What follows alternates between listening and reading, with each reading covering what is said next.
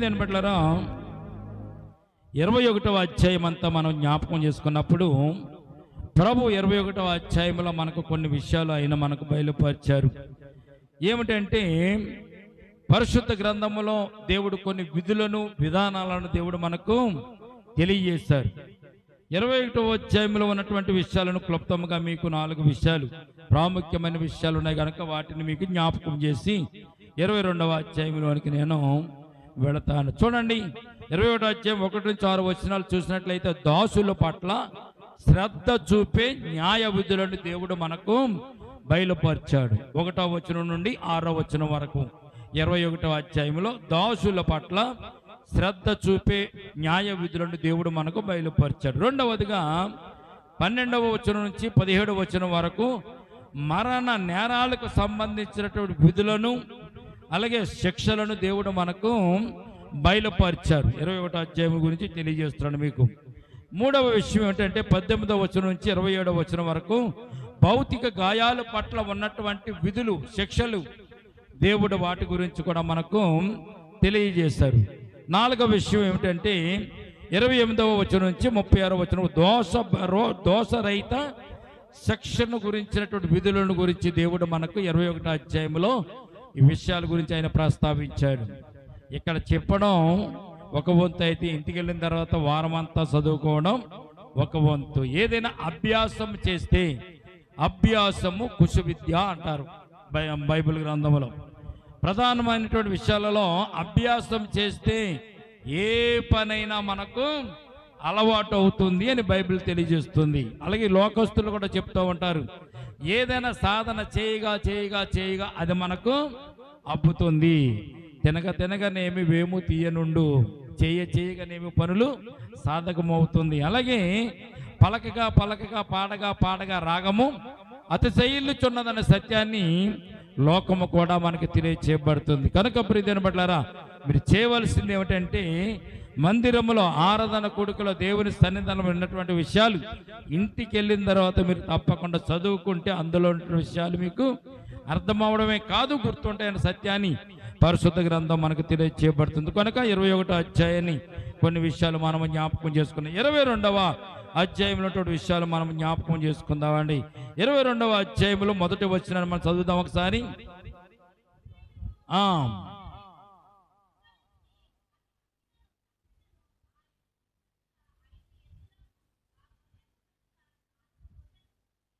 చాలండి. ఇక్కడ మొట్టమొదటిగా 1వ వచనం నుంచి 4వ వచనం వరకు జరిగినటువంటి సంభవాల గురించి బైబిల్ ఏం చెప్తుందంటే దొంగల గురించినటువంటి విధులు. దొంగలు, ఈ లోకంలో దొంగలు ఉన్నారు. ఆ రోజుల్లో జంతువులు ఉండి కనుక ఆ రోజుల్లో జంతువులను ఎత్తుకుపోయేవారు ఉన్నారు, పంటలను ఎత్తుకుపోయేవారు ఉన్నారు, ధాన్యాన్ని ఎత్తుకుపోయేవారు ఉన్నారు. అలాగే ఆ రోజుల్లో కూడా దొంగలు ఉన్నారనే సత్యం పరిశుద్ధ గ్రంథం మనకి తెలియజేయబడుతుంది. ఈ రోజుల్లో దొంగలు కాదు, ఆ రోజుల్లో కూడా దొంగలు ఉన్నారు. కనుక ఇక్కడ దొంగల గురించినటువంటి విధులను పరిశుద్ధ గ్రంథం మనకి తెలియజేయబడుతుంది. ఎవరి ఎద్దునైనా కానీ గొర్రెనైనా కానీ దొంగిలించినా చంపినా అమ్మివేసినా తిరిగి చెల్లించాలి అనేటువంటి విషయాన్ని పరిశుద్ధ గ్రంథం ఇక్కడ మనకు తెలియజేయబడుతుంది. ప్రియమైన బిడ్డలారా, వస్తు రూపంలో తీర్చే ప్రతీకారం ఇది. ఒక ఎద్దు నష్టపరిస్తే వాటికి 5 కలిపి వారికి చెల్లించాలి అని బైబిల్ గ్రంథం మనకు తెలియచేయబడుతుంది. ఆ రోజుల్లో కూడా కఠినమైన శిక్షలు ఉన్నాయి, తేలికపాటి శిక్షలు కాదు, కఠినమైన శిక్షలు ఉన్నాయని 1వ వచనం నుంచి 4వ వచనం వరకు దొంగల గురించి చెప్పబడినటువంటి విషయాన్ని మనం జ్ఞాపకం చేసుకుంటాం. 5వ వచనం చదువుదాం ఒకసారి.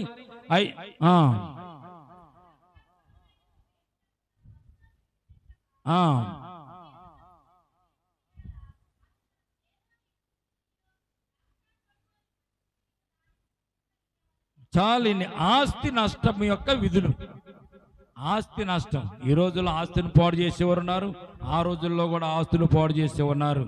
ఒక స్థలాన్ని ఈ రోజున కబ్జా చేసి 10 మందికి అమ్మినటువంటి సందర్భాలు కూడా ఈ రోజుల్లో మనం చూడగలుగుతున్నాం. ఆస్తి నష్టం ఆ రోజుల్లో ఉంది, ఈ రోజుల్లో ఉంది. ఆస్తి నష్టపు విధులను దేవుడు ఏం చేస్తున్నాడు? ఒక రైతుకు చెందిన చేను కానీ మేసే హక్కులను మరి యొక్క పశుగణం ఉల్లంఘించిన మరి యొక్క పొలాన్ని అగ్ని నాశనం చేసిన నష్టం చేసిన వ్యక్తి తన సొంత పొలం నుంచి నష్టపరిహారం చెల్లించాలని సాధారణంగా ముళ్ళ పొదలు త్వరగా అంటుకుని పొలాల్లో మంటలు సులువుగా వ్యాపిస్తాయి కనుక మోసే ధర్మశాస్త్రం ప్రాణం ఆస్తి రెండింటిని హక్కులను బలంగా ధృవీకరించినట్టుగా 5వ వచనం 6వ వచనం మనకి తెలియచేయబడుతుంది. ఈ రోజైనా వరి పొలాలు కోసిన తర్వాత వరి పంటలు ఉన్నటువంటి గడ్డిని తగలబెడుతూ ఉంటారు పొలాల్లో.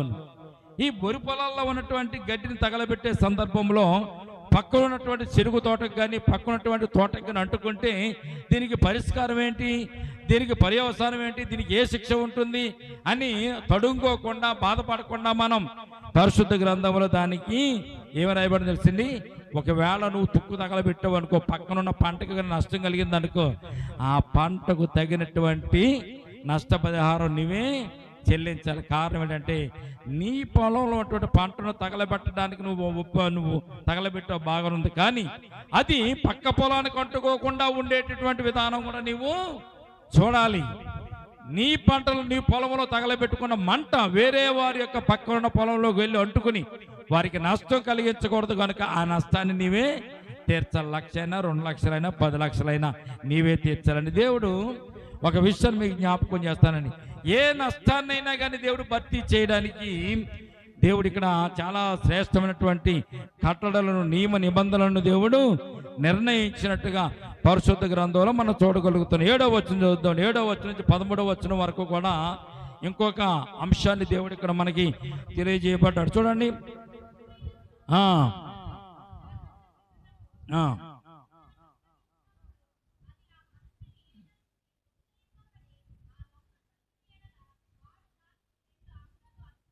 చాలండి. ఇక్కడ ఏంటో తెలుసండి, దాచుకోవడం, డిపాజిట్ చేయడం. బ్యాంకుల్లో సొమ్ము మనం డిపాజిట్ చేస్తూ ఉంటాం, బ్యాంకుల్లో వస్తువులను దాచుకుంటూ ఉంటాం, డిపాజిట్ చేసుకుంటాం. లేకపోతే బ్యాంకులో లాకర్లు ఉంటాయి కనుక లాకర్లోకి వెళ్ళి మన సొమ్మును దాచుకుంటూ ఉంటాం. చాలా మందికి లాకర్ల గురించి ఈ రోజున తెలియదు, కానీ పరిశుద్ధ గ్రంథంలో ఆ రోజుల్లోనే డిపాజిట్ చేసేటటువంటి విధి విధానాలను దేవుడు ఆ రోజున ప్రజలకు తెలియజేయడానికి ధర్మశాస్త్రం గ్రంథంలో ఆయన రాసి ఇచ్చాడు. బ్యాంకులో మీరు కొంత సొమ్ము డిపాజిట్ చేశారు, కొంత సొమ్ము దాచుకున్నారు, మీరు తీయకుండానే ఆ డిపాజిట్ చేసిన సొమ్ము కనుక పోయింది అనుకోండి, దానికి బాధ్యులు ఎవరు? మనం ఎక్కడైతే డిపాజిట్ చేస్తామో, ఎక్కడైతే మనం దాచుకున్నామో ఆ బ్యాంకు వాళ్ళే మనకు సమాధానము ఇవ్వాలి. ఇది రూలు. అటు రీతిగా ఆ రోజుల్లో బ్యాంకులు లేవు కనుక ఏం చేసేవారు, ఎవరైనా పెద్ద మనుషులైన వారు ఉంటే, ఎవరైనా పెద్దవారు ఎవరైనా ఉంటే, ఎవరైనా తెలివిగలవారు కొద్దిగా ధనవంతులైన వారు ఎవరు ఉంటే వారింటికి తీసుకుని వెళ్ళి వీరి సొమ్మును దాచుకునేవారు అన్నమాట, అంటే డిపాజిట్ చేసేవారు అనమాట.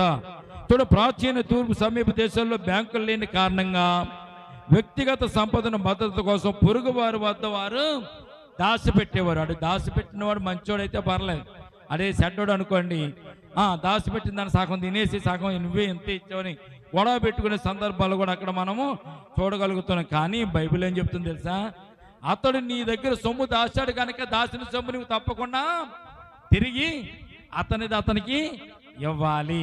ఒకవేళ దొంగతనం జరిగింది అనుకో, నువ్వే బాధ్యుడు, ఎందుకంటే నీ దగ్గర దోచుకున్నాడు కనుక, నీ మీద నమ్మకంతో దోచుకున్నాడు కనుక అని పరిశుద్ధ గ్రంథం 7వ వచనం నుంచి 13వ వచనం వరకు డిపాజిట్ చేసినటువంటి వస్తువుల గురించి, సంపద గురించి, ధాన్యం గురించి ఇవన్నీ కూడా చాలా విశేషమైనటువంటి విధి విధానాలు తెలియజేసినట్టుగా మనం చూస్తున్నాం. చూడండి, ఒకవేళ దాసిన సొమ్ము ఒకవేళ దొంగోడు పట్టుకుపోయాడు అనుకోండి, దొంగోడు దగ్గర దొరికితే పర్లేదు, దొరకకపోతే నువ్వే దానికి బాధ్యుడు అని కూడా బైబిల్ గ్రంథం చాలా శ్రేష్టంగా తెలియజేస్తుంది. 13వ వచనం చూడండి ఒకసారి.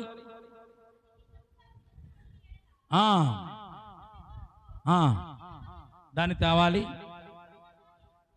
నష్టమును అచ్చుకున్నక్కర్లేదు, చాలండి.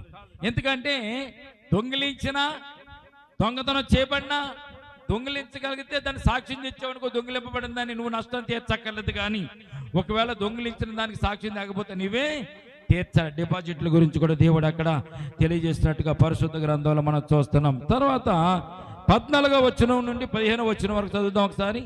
14, 15 వచనాలు చదవండి.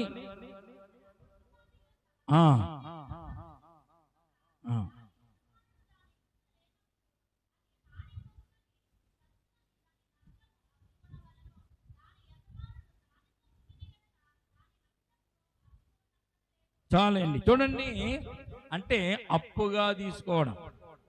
ఈ రోజున అప్పులు తీసుకునే వాళ్ళు చాలామంది ఉన్నారు, అప్పులు తెచ్చుకునే వాళ్ళు కూడా ఉన్నారు.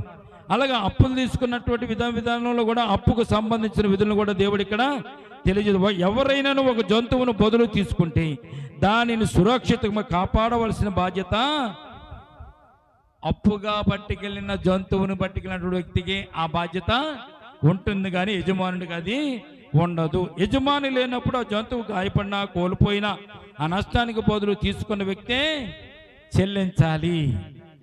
అప్పుడు అంటే ఈ రోజునైతే డబ్బు, ధనం, బంగారం అప్పులుగా పట్టుకెళ్తా ఉంటే ఆ రోజుల్లో వస్తువులు యొక్క జంతువులను బదులుగా పట్టుకెళ్ళేవారు. ఎద్దులను కానీ, గొర్రెలను కానీ, మేకలను కానీ బదులు పట్టుకెళ్ళి వారు కొన్నట్టు అవసరం తీర్చుకుని మరలా తీసుకొచ్చి అప్పుగా తీసుకొచ్చి ఇచ్చేసిన సందర్భాలు ఆ రోజుల్లో కూడా పరిశుద్ధ గ్రంథంలో మనం చూడగలుగుతున్నాం. దేవునికి స్తోత్రం కలుగునుగాక. అదే 16వ వచనం నుంచి 17వ వచనం వరకు చూసినట్లయితే చూడండి, 16వ వచనం 17వ వచనం చదువుతామండి.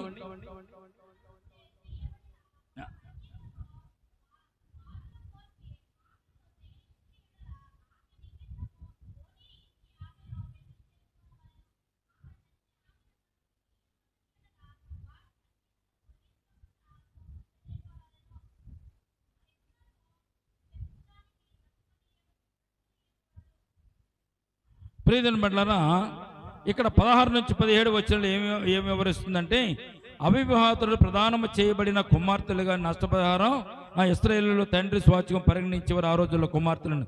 దీని ఫలితంగా కుమార్తె కన్యాత్వాన్ని కోల్పోతే తన విలువను తగ్గిపోతుందని తండ్రి నష్టపరిహారం చెల్లించాలి. ప్రదానం చేయబడిన అమ్మాయిని బ్రతకరిస్తే 2 ప్రక్కల వ్యక్తులు రాళ్లతో కొట్టి చంపాలి. ద్వితీయోపదేశకాండం 22-23 వచనాల్లో అది రాయబడిన. ప్రధానం కానీ అమ్మాయి లైంగిక ఆకర్షణలో పడిపోతే పురుషుడు కన్యాశుల్కం చెల్లించి ఆమెను వివాహం చేసుకోవాలి. సాధారణంగా తండ్రి ఆ వ్యక్తిని పెళ్లి చేసుకోవడానికి అంగీకరించకపోయినా ఆ వ్యక్తి వధువు రుసుము అంటే కన్యాశుల్కం చెల్లించి ఆ యొక్క స్త్రీని విడిచిపెట్టాలని దేవుడు ఇక్కడ కన్యాశుల్కం గురించి లైంగిక ఆకర్షణ విషయంలో కూడా దేవుడు తీర్పును తెలియజేస్తున్నాడు. ప్రియమైన బిడ్డలారా, ఆ రోజుల్లో కూడా లైంగిక వ్యభిచారం ఉంది, లైంగిక పాపం ఉంది. ఆ రోజుల్లో సత్యాన్ని పరిశుద్ధ గ్రంథం మనకు తెలియజేస్తుంది. అందుకే దేవుడికి కట్టడలన్నీ ఇచ్చాడు.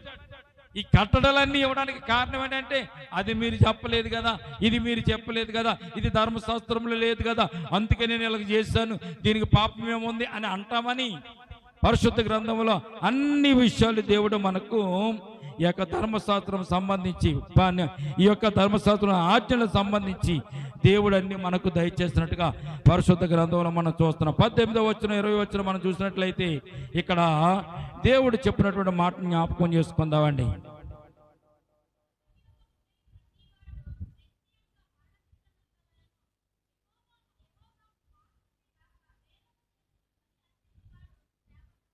చాలా నేను విగ్రహారాధన గురించి మరొకసారి దేవుడు ఇక్కడ మనకు తెలియజేస్తున్నాడు. ప్రియమైన బిడ్డలారా, ఎందుకంటే నేను తప్ప వేరొక దేవుడు నీకు ఉండకూడదని మొదటి ఆజ్ఞ. రెండవ ఆజ్ఞ ఏంటి?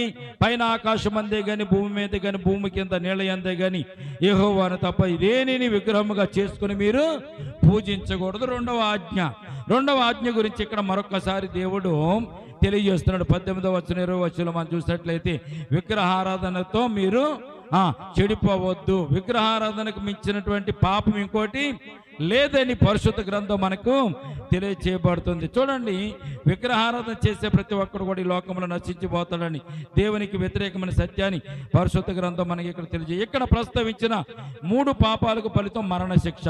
ఇవి ఇశ్రాయేలు విగ్రహారాధనలో పోరాడిన పోరాటములు, వీటి జోక్యం ఉంది. మొదటి శకునాన్ని సాధకము చేసుకునే స్త్రీలు భవిత్యాన్ని అపవిత్రాత్మ సాయంతో చెప్పడం, ఇతరులకు నియంత్రించడం అనేటువంటి విషయాన్ని గురించి దేవుడు కొట్టివేశాడు. రెండవది, విగ్రహాలను ఆరాధిస్తే దేవునికి మరి విగ్రహాలకు బలులను అర్పిస్తే అది పాపముతో కూడినటువంటి విషయం అని పరిశుద్ధ గ్రంథం మనకు తెలియజేయబడుతుంది. విగ్రహారాధన చాలా పాపం అని దేవుడు మనకు బయలుపరుస్తున్నాడు. ఎందుకంటే మొదటి వచనాన్ని బట్టి రెండవ ఆజ్ఞను బట్టి విగ్రహారాధన జోలికి వెళ్ళకూడదని బైబిల్ మనకు తెలియజేస్తుంది. కనుక విగ్రహారాధన గురించి కూడా దేవుడు ఇక్కడ ప్రస్తావించాడు. ఈ సమయం 21వ వచనం 27వ వచనం కూడా మనం జ్ఞాపకం చేసుకుందాం. చూడండి,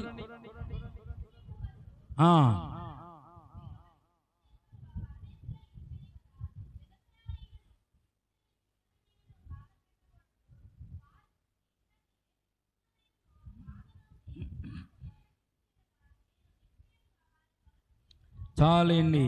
చూడండి, అవసరతలోని వారి పట్ల శ్రద్ధకు సంబంధించిన విధి విధానము. అవసరతలో ఉన్న వారికి, మీ చుట్టుపక్కల ఎవరైనా అవసరతలో ఉన్నప్పుడు కనుక మీకు తెలిస్తే, మీ దగ్గర వారికి సహాయం చేయగలిగినటువంటి స్థితిలో మీరు ఉంటే, దయచేసి వారికి సహాయము చేయమని దేవుడు ఇక్కడ మనకు తెలియజేస్తున్నాడు. 23వ వచనంలో ఒక మాట ఉంటుంది, 22, 23 వచనం, మీరు బాధ పెట్టగా వారు నాకు మొరపెట్టిన ఎడల నిశ్చయముగా వారి మొరని నేను వింటాను.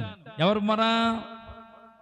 అన్యాయంగా నువ్వు ఎవరినైనా బాధ పెడితే, అన్యాయంగా ఎవరినైనా నువ్వు తిడితే, అన్యాయంగా ఎవరినైనా కొడితే, నువ్వు కొట్టిన దాన్ని బట్టి, తిట్టిన దాన్ని బట్టి, నువ్వు అవమానపరిచిన దాన్ని బట్టి ఒకవేళ వాళ్ళు బాధపడి కనుక నాకు మొర పెడితే నిశ్చయంగా నేను వారు మొర ఆలకిస్తానంటున్నాడు దేవుడు. ఆలకించి ఏం చేస్తాడంట?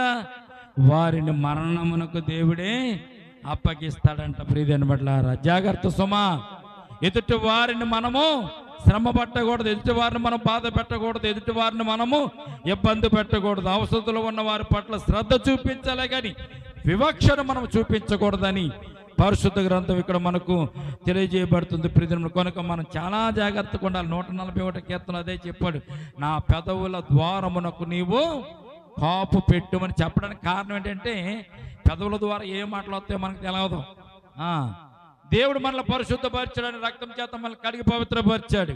కానీ మన హృదయంలో ఉన్న మాటలన్నీ కూడా హృదయంలో ఉన్న దాన్ని బట్టి మానవుడు మాట్లాడతాడు. నీ కడుపులో ఏదైతే ఉంటుందో, హృదయంలో ఏదైతే ఉంటుందో అదే మాట్లాడతావు. నీ నోటి మాటలు బట్టే నీవు తప్పుడు దానివని, తప్పుడు వాడవని. నీలో దేవుని ఆత్మ లేదు, దురాత్మ ఉందని ఎలా తెలియబడుతుంది? మనం మాట్లాడే మాటలు బట్టే మనకు తెలియపరచబడుతుందని సత్యాన్ని పరిశుద్ధ గ్రంథం మనకు తెలియజేయబడుతుంది. ప్రియమైన కనుక ఎవరిని చిన్న చూపు చూడవద్దు, ఎవరిని తక్కువగా మనం చూడవద్దు. న్యాయమైతే దేవునికి మొరపెట్టండి అంతే. అంతేగాని మీరు న్యాయం తీర్చేయడానికి పని కొట్టుకుని మీరు తిరిగి మీరు వెళ్ళకూడదు. న్యాయం మీరు తీర్చడం ఏంటి? దేవుడు తీర్చాలి. మీకు అన్యాయం జరిగినప్పుడు ఎవరి దగ్గరికి వెళ్తారు? దేవుడి దగ్గరికి వెళ్ళేది. వారు కూడా దేవుడి దగ్గరికి వెళ్తే దేవుడు ఏమన్నా తెలుసా? మీరు బాధ పెట్టగా వారు నాకు మొర పెట్టినట్లా నిశ్చయముగా వారు మొర వింటారు. వింటే ఏం చేస్తాడు? దేవుడు తీర్పు వెంటనే నీకు తీర్పు తీరుస్తాడు, నేను మరణానికి అయినా అప్పగిస్తున్న సత్యాన్ని పరిశుద్ధ గ్రంథం మనకు తెలియజేయబడుతుంది. 28-31 వచనాల్లో మనం చూసినట్లయితే గౌరవించేటటువంటి విధులు కూడా దేవుడు దీంట్లో రాసి ఉంచాడు. చూద్దామా 28వ వచనం.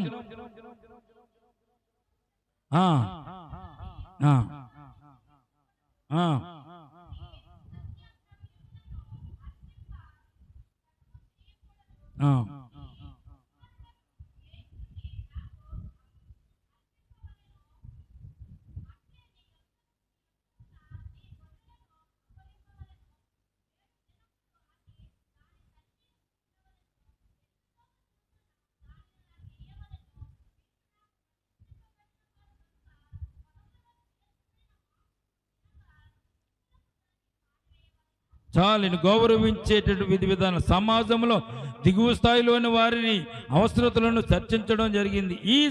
ఈ భాగంలో సమాజంలో ఎగువ స్థాయిలో ఉన్న వారి పట్ల నియమాలను వివరిస్తుంది. దేవుని నామముల ఉన్నతమైన పరిపాలకుని కానీ మానవ నాయకుని కానీ శపింపకూడదు. అందుకే బైబిల్ ఇంకో చక్కని ధనవంతుల్ని మీరు ఎప్పుడు కూడా శపించవద్దు అంటుంది బైబిల్. ధనవంతులని శపించవద్దు. ధనము వారికి దేవుడు ఇచ్చాడు, వారిని శపించావనుకో దేవుడు నీకు కూడా ధనాన్ని ఇవ్వడు. ధనవంతులైన వారి గురించి మీరు మెచ్చుకోవాలే కానీ వారిని చూసి మీరు ఈర్చపడకూడదు, వారిని చూసి మీరు శపింప తగదు అని బైబిల్ తెలియజేస్తుంది. ధనవంతులను గురించి మీరు శపించకూడదు, ధనవంతుని అసలు శపించకూడదు అంట. వాడిని గౌరవించాలి. దేవుడు వాడికి ఇచ్చాడు, మనకు కూడా దేవుడు ఇవ్వాలని దేవునికి మనం ప్రార్థన చేసుకోవాలి. అందుకే ఇక్కడ ఏమని రాయబడింది? గౌరవించే విధులు. ఎగువ స్థాయిలో ఉన్నవారు గనులైన వారి పట్ల నీవు ఎలా ఉండాలంటే అండి, ఉన్నతమైనటువంటి దృక్పథంతోనే ఉండాలి. ఉన్నతమైన పరిపాలకుని కానీ మానవ నాయకుని కానీ శపించకూడదు. కుమారులలో జంతువులను సంతానం దేనికి చెందినవని ఇశ్రాయేలీయులు నిత్యము గుర్తించుకోవాలి. కుమారులు 8 దినముల వయసులో దేవునికి ప్రతిష్ఠించాలి. దేవుడు చెప్పినటువంటి నియమ నిబంధనలు ఇవి. గౌరవించేటటువంటి నియమ నిబంధనలు, గౌరవానికి సంబంధించిన కూడా దేవుడు గొప్ప విషయాలు ఈ పరిశుద్ధ గ్రంథంలో మనకు తెలియజేయబడినట్టుగా పరిశుద్ధ గ్రంథంలో మనం చూస్తున్నాం. ఈ 22వ అధ్యాయంలో మొట్టమొదటిది దొంగల గురించి విధి విధానాలు చెప్పారు. రెండవది ఆస్తి నష్టం యొక్క విధి విధానాలు చెప్పారు. మూడవది సురక్షితమైన డిపాజిట్స్ గురించి విధి విధానాలు చెప్పారు. నాలుగవది అప్పుల గురించి సంబంధించినటువంటి విధి విధానాలు దేవుడు చెప్పాడు. ఐదవది లైంగిక ఆకర్షణ విషయంలో కూడా విధి విధానాలు తెలియజేశారు. ఆరవది విగ్రహారాధన ఆచారములు గల విధుల గురించి దేవుడు తెలియజేశాడు. ఏడవదిగా అవసరతలో ఉన్న వారిని శ్రద్ధ పట్ల దేవుడు తెలియజేశాడు. తొమ్మిదవ విషయం చూసినట్టు గౌరవించేటటువంటి విషయాలలో కూడా విధి విధానాలు దేవుడు ఇక్కడ 22వ అధ్యాయంలో మనకు తెలియజేసినట్టుగా పరిశుద్ధ గ్రంథంలో మనం చూస్తున్నాం. ఇవన్నీ కూడా విధి విధానాలే, మనం పాటించవలసిన విధి విధానాలు దేవుడు మనకు బయలుపరిచాడు. కనుక మనము వాటిని చాలా జాగ్రత్తగా నియమ నిబంధనలతో మనం నడుచుకుంటూ వెళ్ళాలి. అందుకే నేను తప్ప వేరొక దేవుడు నీకు ఉండకూడదు, పైన ఆకాశం ఎందు కానీ భూమి ఎందు కానీ భూమి క్రింద జలములు ఎందే కానీ నెలలో కానీ ఎక్కడ కూడా విగ్రహాన్ని చేసుకోకూడదు, దానిని పూజించకూడదు, దేవుడే నీకు ప్రథమగా ఉండాలని చెప్పినటువంటి ఆజ్ఞ ప్రకారం ఇవన్నీ విధి విధానాలు మనకు వచ్చినట్టుగా మనం చూస్తున్నాం. అయితే 23వ అధ్యాయంలో కూడా 5 సూత్రాలు దేవుడు మనకి ఇచ్చాడు. కనుక వాటిని జ్ఞాపకం చేసుకుని 23వ అధ్యాయాన్ని కూడా మనం పూర్తి చేసుకుంటే వచ్చే వారం 24వ అధ్యాయంలో నుంచి మనము దేవుని యొక్క ధర్మశాస్త్రం యొక్క విధులు విధానాలు జ్ఞాపకం చేసుకుంటూ ముందుకు వెళ్దాం. ఈ సందర్భంలో 9వ ఆజ్ఞ ఏంటి? మనకి 9వ ఆజ్ఞ ఏంటి? అబద్ధ సాక్ష్యము పలుకకూడదు. 9వ ఆజ్ఞ, దేవుడు ఇచ్చిన 10 ఆజ్ఞలలో 9వ ఆజ్ఞ ఏంటండి? అబద్ధ సాక్ష్యము పలుకకూడదు. చట్టపరమైన న్యాయానికి విధులను పరిశుద్ధ గ్రంథం మనకి ఇచ్చినట్టుగా పరిశుద్ధ గ్రంథంలో మనం చూస్తున్నాం. 23వ అధ్యాయము 1 నుంచి 9 వచనాలు చదువుతామండి. 1 నుంచి 9 వచనాలు. అమ్మా, లేని వార్తలను పుట్టించకూడదు. ఆ ఆ ఆ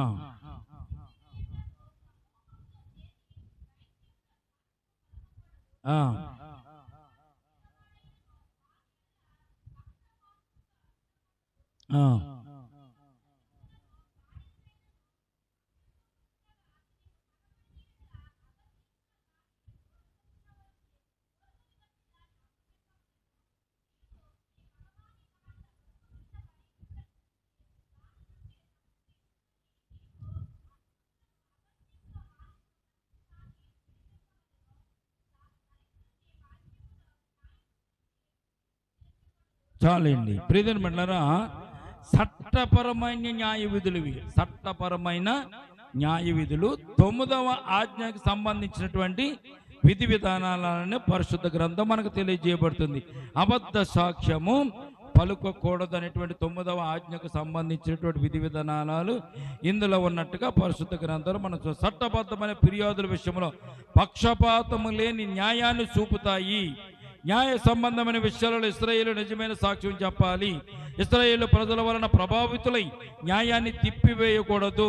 పేదవారికి పక్షపాతం చూపడంలో ప్రభావితులు అవ్వకూడదు. శత్రువు మిమ్మల్ని ద్వేషించేవారు అనే పదాలు చట్టబద్ధమైన శత్రువుకి సంబంధించినవి. ఇశ్రాయేలీయులు చట్టపరంగా విభిన్న అభిప్రాయాలు కలవారి జంతువుల పట్ల కానీ, న్యాయస్థానం పట్ల కానీ, మనుషుల పట్ల కానీ, నిరుపేదల పట్ల కానీ వారు న్యాయము చేయకపోవడం, తప్పుడు సాక్ష్యము న్యాయస్థానములు ఇవ్వడం ఫలితంగా అమాయకులు చనిపోతారు. కనుక తస్మత్ జాగ్రత్త, మీరు తప్పుడు సాక్ష్యాలు చెప్పడానికి అసలు వీలు లేదు అని పరిశుద్ధ గ్రంథం మనకి తెలియజేయబడుతుంది. 7వ వచనం చూసినట్లయితే ఒకసారి 7వ వచనం చూడండి.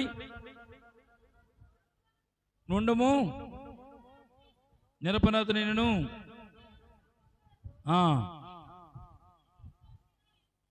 దుష్టుని నిర్దోషినిగా ఎంచను. లంచము తీసుకొనకూడదు.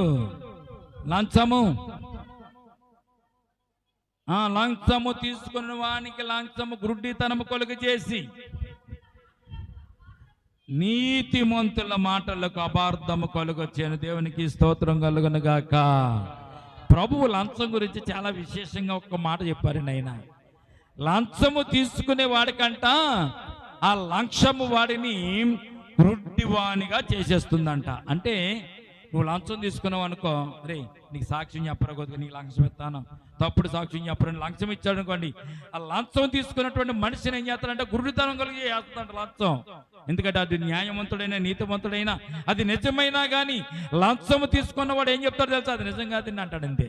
అంటే నిజమైనది వాడు ఎదురుగుండా కనబడుతున్నా కానీ ఈ లంచము వాడిని గుడ్డోని చేసేస్తుందంట. ప్రియమైన బిడ్డలారా, ఇది మహాపాపమని పరిశుద్ధ గ్రంథం బైబిల్ గ్రంథం మనకి తెలియజేయబడుతుంది. దేవునికి స్తోత్రం కలుగునుగాక. 10వ వచనం నుంచి 13వ వచనం వరకు చదివినట్లయితే 23వ అధ్యాయము 10వ వచనం నుంచి 13వ వచనం చూడండి ఒకసారి. 6 సంవత్సరములు పూడ్చుకొనవలెను. చాలండి. చూడండి, 4వ ఆజ్ఞ ఏమని రాయబడింది మనకి, విశ్రాంతి దినాన్ని పరిశుద్ధముగా ఆచరించండి. విశ్రాంతి దినం అంటే 6 రోజులు పని చేసుకోవాలి, 7వ రోజున విశ్రమించాలి. అది మనుషులకు ఉంది, పరిశుద్ధులకు ఉంది, దేవుని సన్నిధానంకి వచ్చే వరకు ఉంది, ఈ రోజున ఆదివారం పాటించే వరకు కూడా ఈ ఆజ్ఞ ఉంది. కానీ ఆ రోజుల్లో పంటలు వేసే వాళ్ళకు కూడా దేవుడు ఈ ఆజ్ఞను వర్తింపచేసినట్లుగా పరిశుద్ధ గ్రంథంలో మనం చూస్తున్నాం. ప్రియమైన బిడ్డలారా, అర్థం ఏమిటంటే 6 సంవత్సరాలు మీరు పంట వేసుకోండి, 6 సంవత్సరాలు పంటను పండించుకోండి, 7వ సంవత్సరం మీరు ఏం చేయాలి తెలిసింది, దానిని సబ్బాతుగా ప్రకటించి లేనివారు పరిగ వేరుకునే లాగున, లేనివారు దానిని తినులాగున 7వ సంవత్సరం పంట మీరు వేయకూడదు. ఆ భూమిని అలాగే ఖాళీగా మీరు వదిలేయాలని పరిశుద్ధ గ్రంథం ఇక్కడ మనకు తెలియజేయబడుతుంది. దేవునికి స్తోత్రం కలుగునుగాక.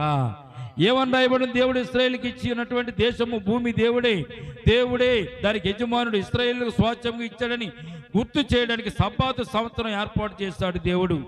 లేవికాండం 25వ అధ్యాయం 23వ వచనంలో రాయబడి ఉంటుంది. అది సబ్బాతు సంవత్సరం పేదవాళ్ళు పొలాల నుంచి పరిగె ఏరుకోవడం ద్వారా పోషణ పొందుతారు కనుక దేవుడు పేదవాళ్ళను కూడా ఇక్కడ గుర్తు చేసుకున్నట్లుగా పరిశుద్ధ గ్రంథంలో మనం చూడగలుగుతాం. దేవుడికి గుర్తు లేదు ఏంటండి, ఆయన సర్వసృష్టిమంతుడు, సర్వసృష్టికర్త.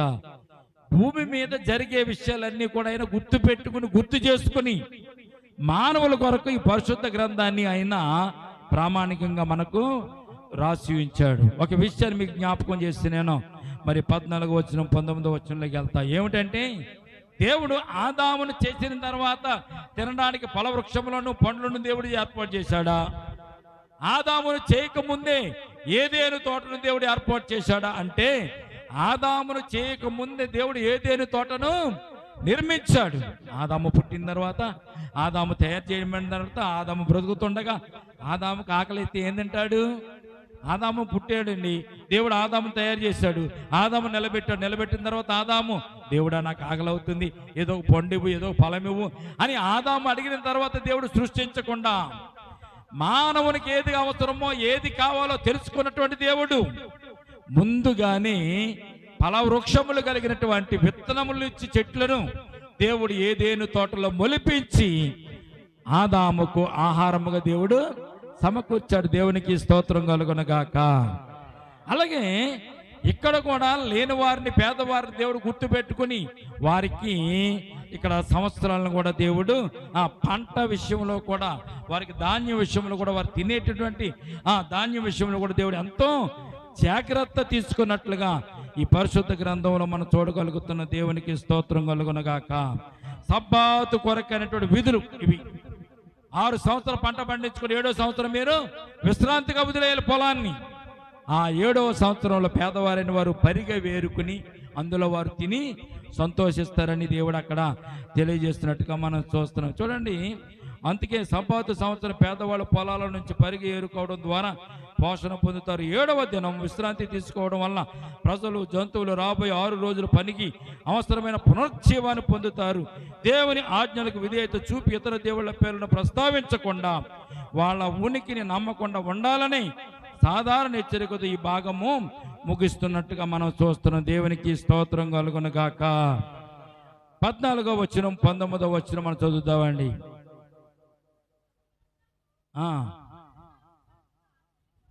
సంవత్సరమునకు 3 మారులు, సంవత్సరమునకు 3 మారులు నాకు పండుగ ఆచరించాలి, పులియను రొట్టెల పండుగ ఆచరించాలి.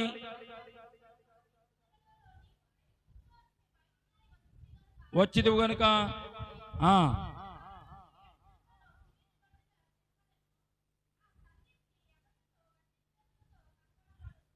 ఏంటి, ఒక్క నిమిషం ఆగుదా. నా సన్నిధిలో ఒక్కడు కూడా, ఎవరు కూడా ఒట్టి చేతులతో కనబడకూడదు. దేవునికి స్తోత్రం కలుగునుగాక.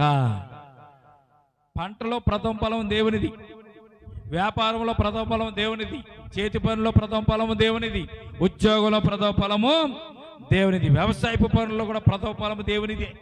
దేవునికి ఇచ్చేయాలి, నీది నీవు తీసుకోవాలని దేవుడు ఇక్కడ మనకు తెలియజే వార్షిక పండుగలకు విధులు విధానాలని 14 నుంచి 19 వచనాలు దేవుడు ఇక్కడ మనకు తెలియజేయబడుతుంది. కనుక ప్రియమైన సంవత్సరానికి 3 పండుగలు నాకు ఆచరించాలి. కాలాలు ఎన్ని మనకి? 3 కాలాలు, వర్షాకాలం, ఎండాకాలం, శీతాకాలం. 3 4 12 నెలలు, అంతే కదమ్మా. సంవత్సరానికి 3 సార్లు పండుగ ఆచరించాలి. 4 నెలలకు ఒకసారి మీరు పండుగను తప్పకుండా ఆచరించాలి అని బైబిల్ ఇక్కడ మనకి తెలియజేస్తుంది ప్రియమైన బిడ్డలు. ఎందుకంటే మీరు ఐగుప్తుల నుంచి బానిసలుగా తీసుకుని రాబడ్డారు కనుక అబీబీ నెలలోనే మీరు స్టార్ట్ చేసి మొదలుపెట్టి ఆ పండుగలు చేయాలని పరిశుద్ధ గ్రంథం మనకి తెలియజేస్తుంది. మనకి తెలియజేయబడిన విషయాలు ఏమిటో తెలుసండి. పులియని రొట్టెల పండుగ. ఇశ్రాయేలీలు ఐగుప్తుల నుంచి బయటకు వచ్చేటప్పటికి ఏం చేశారు? వారు ఆ పిండిని పొలవకుండానే బయటకు వచ్చారు.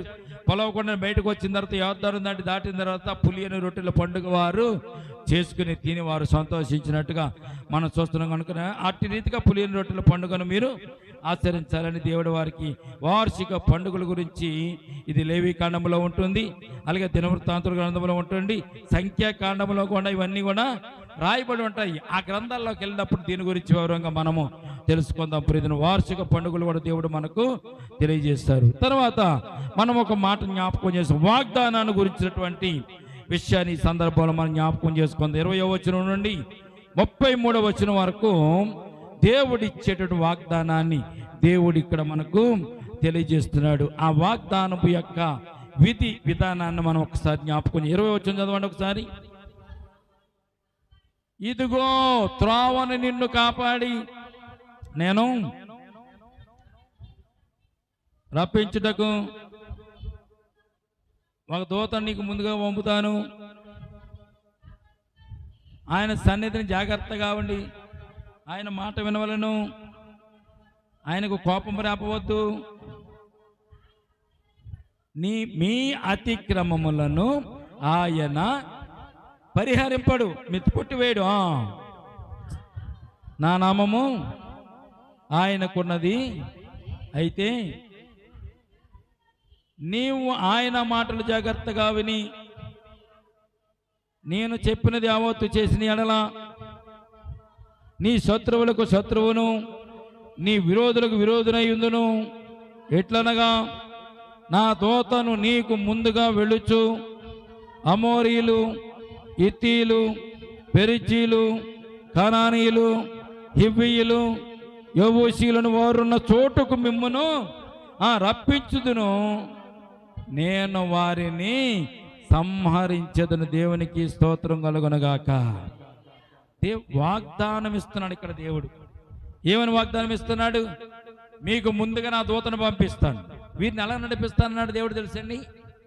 పగలు ఎండ దెబ్బ తగలకుండా మేఘ స్తంభంలో ఉండి, రాత్రులు చీకటి తెలియకుండా అగ్ని స్తంభంలో ఉండి, పురుగు పుట్ర ముట్టకుండా వెలుగును దేవుడు అగ్ని స్తంభం నుండి వారికి కాపుదలగా ఇచ్చి వారిని నడిపిస్తానని దేవుడు వాగ్దానం చేస్తాడు. దేవునికి స్తోత్రం కలుగునుగాక. ఆయన యొక్క వాగ్దానం చూస్తే మనకి ఆశ్చర్యం వేస్తుంది ప్రియమైన బిడ్డలారా. ఏమని వాగ్దానం? నేను వారిని నీ శత్రువులను సంహరిస్తానని చెప్తున్నాడు. తర్వాత 24వ వచనం చూస్తే వారి దేవతలకు సాగిలపడకూడదు, వాటిని పూజించకూడదు, వారి వారి క్రియల వంటి క్రియలు మీరు చేయకూడదు, వారిని తప్పక నిర్మూలన చేసి వారి విగ్రహములను బొత్తిగా పడగొట్టవలను. 25వ వచనం నీ దేవుడని యెహోవానే సేవింపవలను. అప్పుడు ఆయన నీకు నీ ఆహారమును నీ పానమును దీవించును, నేను నీ మధ్య నుండి రోగమును తొలగించేదని. ఇది ఒక వాగ్దానం. మీ మధ్యలో నుంచి రోగాన్ని నేను తీసివేస్తాను. ఇంకా అద్భుతమైనటువంటి ఒక మాటను దేవుడు ఇక్కడ తెలియజేస్తాడు. 26వ వచనం చదవండి. 26వ వచనం చూద్దాం ఒకసారి. కడుపు దిగుబడినదియు గొడ్డు మోతిది అని రాయాలి కనుక గొడ్డుదియు నీ దేశములో ఉండదు, నీ దినములు లెక్క సంపూర్ణము చేసేదను. దేవునికి స్తోత్రం కలుగునగాక. కడుపు ఉడుకుపోయిన వాళ్ళు, లేకపోతే గొడ్డుమోతి పిల్లలకి అన్నమే తల్లులు కానీ ఎవరు నీ దేశంలో ఉండరు. ప్రతి ఒక్కరు కూడా ఫలించులాగానే అభివృద్ధి పొందులాగానే నేను నీకు వాగ్దానం ఇస్తున్నాను, నిన్ను ఆశీర్వదిస్తాను, అందరూ కూడా సంతానం కలిగి ఉంటారని పరిశుద్ధ గ్రంథం మనకు తెలియజేయబడుతుంది. ప్రియమైన బిడ్డలారా, ఇంకొక మాట 27వ వచనం కూడా చూద్దాం. నన్ను బట్టి మనుషులు నీకు భయపడినట్లు చేసేదను, నీవు పోవు స్వదేశముల వారిని వాడగొట్టి నీ సమస్త శత్రువులు నీ యుద్ధ నుండి పారిపోవునట్లు చేసేదను. నిన్ను బట్టి మనుషులు నీకు భయపడినట్లు చేసేదను. ఈ మాట ఎక్కడో మనం విన్నాం. నిన్ను బట్టి, దేవుని బట్టి భయపడేవారు, ఇశ్రాయేలు జనాంగాన్ని బట్టి భయపడేవారు ఎక్కడ మనం చూసాం తెలుసండి? యెహోషువ వేగుల వారిని పంపించి వేగు చూసిరామని చెప్పి కానాను దేశం పంపించినప్పుడు ఆ కానాను దేశం ఒక స్త్రీ ఈ విషయాన్ని ఇశ్రాయేలు ప్రజలకు చెప్తుంది. వారిని మిద్దె మీద దాచిన తర్వాత వారి దగ్గరికి వెళ్ళి మాట్లాడుతుంది. మీ భయము మాలో భయమును పుట్టించింది, త్రాణను పుట్టించింది. మీ దేవుడు చేసిన అద్భుత కార్యములు బట్టి మా గుండెలు అవిసిపోయినాయి అని సాక్ష్యం ఇచ్చింది. ఎవరైనా వ్యభిచారం చేస్తున్నటువంటి స్త్రీ ఆ గోడ మీద ఇల్లు కట్టుకుంది కదా. ఎవరు ఆమె పేరు? అమ్మా, ఆమె ఇల్లు కట్టుకొని గోడ మీద ఇల్లు కట్టుకొని ఆ గోడ మీద నివసిస్తున్నప్పుడు ఏగుల వారు వెళ్ళి ఆమె ఇంట్లో దిగినప్పుడు ఇద్దరును వారితో మాట్లాడుతుంది. ప్రియమైన బిడ్డలారా, కనుక దేవుని యొక్క వంశక్రమంలో కూడా ఆమె పేరును దేవుడు చేర్చాడు. ఎందుకంటే ఆమె ఇశ్రాయేలు గురించి భయపడిన మాటలు అక్కడ తెలియజేస్తుంది. ఇశ్రాయేలు గురించి ఎప్పుడు కొన్ని వందల సంవత్సరాలకు ముందే దేవుడు ఆ విషయాన్ని వారి కొరకు రాసి ఉంచాడు. 20 నన్ను బట్టి మనుషులు నీకు భయపడినట్లు చేసేదను, నీవు పోవు స్వదేశముల వారిని ఓడగొట్టి నీ సమస్త శత్రువు నీ ఎదుట నుండి పారిపోనట్లు చేసేదను. ఎలా చేస్తాడంట? 28వ వచనం చూడండి. మరియు పెద్ద కందెరీగలు నీకు ముందుగా పంపించేదను, అవి నీ ఎదుటి నుండి ఇవ్వీలను కానానీలను ఎత్తిలను వెళ్ళగొట్టును. దేశము పాడే అరగమృగంలో నీకు విరోధంగా విస్తరింపకుండునట్లు వారిని 1 సంవత్సరం ఎదుటి నుండి వెళ్ళగొట్టేదని. దేవునికి స్తోత్రం కలుగును గాక. ఆశీర్వాదాలతో కూడిన వాగ్దానం. ఈ రోజున నిన్ను నన్ను కూడా దేవుడు అట్టి రీతిగా ఆశీర్వదించడానికి, దీవించడానికి ఆయన ఇష్టపడుతున్నట్టుగా మనం చూస్తున్నాం. ప్రియమైన బిడ్డలారా, ఆయన చేసే అద్భుత కార్యాలు, ఆశ్చర్య కార్యాలు చాలా శ్రేష్టంగా ఉంటాయి. ఆఖరి వచనం చూద్దామా? 33వ వచనం. వారు నీ చేత నాకు విరోధముగా పాపము చేయింపకుండానట్లు వారు నీ దేశములో నివసింపకూడదు. ఎవరు వారు? కానానీయులు కానీ ఇస్తీలు కానీ ఎర్ర సముద్రము నుండి ఫిలిష్తీయుల సముద్రము వరకు అరణ్యము నుండి నది వరకు నీ పొలిమేరని ఏర్పరచెదను. ఆ దేశ నివాసుల్ని చేతికి అప్పగించెదను. నీవు నీ ఎదుటి వారిని వెళ్ళగొట్టేదవు. నీవు వారితోనైనా వారి దేవతలతోనైనా నిబంధన చేసుకొనవద్దు. నీవు వారి దేవతలను సేవించినలా అది నీకు ఉరియగును గనుక వారు నీ చేత నాకు విరోధము పాపము చేయింపకుండానట్లు వారు నీ దేశంలో నివసింపకూడదు. ఇత్తీలు కానీ పెరిచీలు కానీ కానానీయులు కానీ ఎవరిని వచ్చను. ఒకవేళ ఉన్నా కానీ వారు నీ దగ్గరకు వచ్చి నివసించడానికి నీవు ఒప్పుకోకూడదని పరిశుద్ధ గ్రంథంలో దేవుడు మనకు వాగ్దానముగా ఈ విషయాలు ఆయన మనకు తెలియజేశాడు. 21వ అధ్యాయము, 22వ అధ్యాయము, 23వ అధ్యాయము దేవుడు విధి విధానాలను మనకు వ్రాసి ఉంచాడు. 23వ అధ్యాయంలో మనం నేర్చుకున్న విషయాలు ఏంటంటే, మొట్టమొదటిది చట్టపరమైన న్యాయ విధులు దేవుడు తెలియజేస్తాడు. 1 నుంచి 9 వచనాలు, 10 నుంచి 13 వచనాలు సబ్బాతు కొరకైన విధులు దేవుడు తెలియజేస్తాడు. అలాగే 14 నుంచి 19 వరకు వార్షిక పండుగల గురించి దేవుడు మనకు తెలియజేశాడు. అలాగే 20వ వచనం నుండి 33వ వచనం దేశాన్ని స్వాధీనం చేసుకునే వాగ్దానం, విధి విధానాల గురించి దేవుడు మనకు తెలియజేస్తాడు.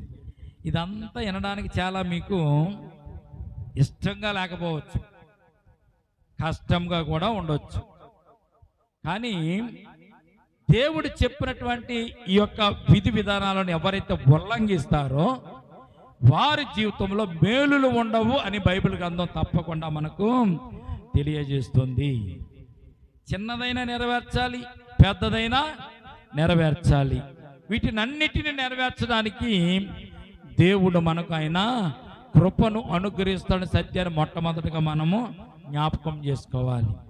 దేవుని సన్నిధిలో ఓపికగా కూర్చుని ఓపికగా వింటే విన్నటువంటి మాటలు నీ హృదయంలోని కనుక ప్రవేశిస్తే ఈ వారం అంతా దేవుడు కాపాడుతాడు. వచ్చే వారం అంతా కూడా నిన్ను దేవుడు ఆశీర్వదిస్తాడు. నువ్వు సంపాదించిన సంపాదన చిల్లి సంచులు వేయకోకుండా ఘనమైన సంచులు, గొప్ప సంచులు వేసినట్టుగా దేవుడు కృప చూపిస్తాడు. దేవునికి నీవు విధేయత చూపించకపోతే దేవుని సన్నిధానంలోనే నీవు బద్ధకంతో కానీ ఆసక్తితో కానీ ఉంటే గనక దేవుడు నిన్ను ఆశీర్వదించడు అనే విషయాన్ని తప్పకుండా మీరు జ్ఞాపకం చేసుకోవాలి. అందుకే బైబిల్ గ్రంథంలో ఒక మాట ఉంటుందండి, ఆశావాదులు అవకాశాల కోసం ఎదురు చూస్తూ ఉంటారంట. ఆశావాదులు ఆశ కలిగి ఉంటే అవకాశం కోసం ఎదురు చూస్తారు. మీకు డబ్బులు అవసరం అండి, ఎవరో 10,000 కావాలని మీరు అడిగారు, ఆ 10,000 ఉంటే కానీ తెల్లారిపోతున్న పిల్లలను స్కూల్లో జాయిన్ చేయడానికి అవకాశం లేదు. 10,000 కావాలంటే ఆయన ఒక టైం పెట్టాడు, అమ్మ రేపు సాయంత్రం రండి, రేపు 7ంటికి రండి, మీకు నేను డబ్బులు ఇస్తాను అన్నాడు. మానుంది. ఇవాళ చెప్పాడు, రేపు 7ంటి వరకు మనం ఎదురు చూస్తాం. ఎప్పుడు 7 అవుతుందా, ఎప్పుడు 7 అవుతుంది, ఎప్పుడు తెల్లారుతుందా, ఎప్పుడు సాయంత్రం అవుతుందా, ఎప్పుడు 7 అవుతుందా, వెళ్దామని మీరు ఆలోచన చేస్తూ ఉంటారు. కానీ 7ంటికి వెళ్దాం అనుకునే లోపల తుఫాను వచ్చింది, వర్షం వచ్చింది, వాయుగుండం వచ్చింది, వెళ్ళలేని పరిస్థితుల్లో మీరు ఉండిపోయారు. రేపు వెళ్దామని అనుకుంటారా? వెళ్ళి తెచ్చుకుని మనకు ఉన్నటువంటి అవసరం తీర్చుకుందామని అనుకుంటారా? మీకు ఆశ ఉందనుకోండి, ఆశ అంటే వెళ్ళాలని కోరిక, తెచ్చుకోవాలని కోరిక ఉంటే గొడుగేసుకుని వెళ్తారు, లేకపోతే ఇంకో రకంగా ఏదైనా జర్కిన్ వేసుకుని వెళ్తారు, లేకపోతే నెత్తిపై సెంగి వేసుకుని వెళ్తారు, తడిసిపోయినా వెళ్తారు. సమయానికి వెళ్ళబోతాడు ఎవడో. మీకు కావాలి, తప్పకుండా కావాలంటే ఏదో రకంగా అవకాశం చూసుకుని వెళ్తారు. ఒకవేళ మీకు అవకాశం అక్కర్లేదు అనుకోండి, మీకు అవసరం లేదనుకోండి, చచ్చా నేను వెళ్ళవలసిన పనే ఉంది, రేపు వెళ్తాను, ఇది వేస్తారు, లేకపోతే లేదని మీరు మానేస్తారు. అవకాశవాదులు అవకాశాల కోసం ఎదురు చూస్తారు. నిరాశవాదులు అంట ఏం చూస్తారంటే అండి, అడ్డంకుల గురించి ఎదురు చూస్తారంట. ఏ అడ్డంకి వస్తుందో మానేద్దామని చూస్తూ ఉంటారంట.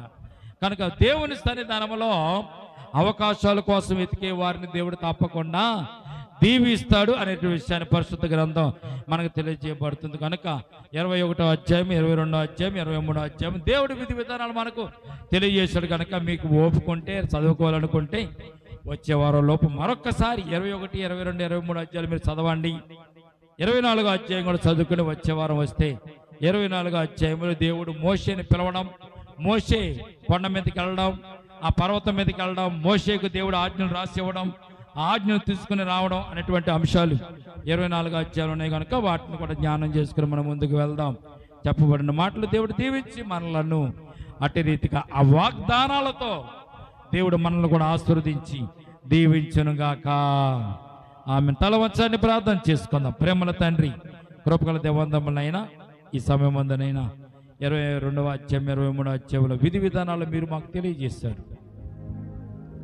మానవులమైన మేము, మనుషులమైన మేము ఎలాగ నడవాలో ఎలాగ బ్రతకాలో తెలియనటువంటి వారము, మూర్ఖులం.